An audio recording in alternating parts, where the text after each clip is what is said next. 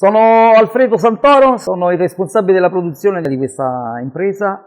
Sono più di 25 anni che sono nel settore del legno e non si finisce mai di avere novità. Questo è il Model T, come vedete è una costruzione modulare. In base alle esigenze del cliente possiamo avere più metrature quadrate. Dopo 2 anni di studi e di ricerche tramite i nostri progettisti siamo arrivati a una forma trapezoidale che ci dà chiaramente più vantaggi e più spazi sia nel piano sottostante che nel piano superiore, e questo è quello che stiamo lanciando adesso sul mercato. Per noi è il massimo che abbiamo raggiunto adesso con questa nuova ricerca tramite i nostri ingegneri e progettisti. Seguiteci sui social come sempre, perché da qui al futuro daremo altre informazioni.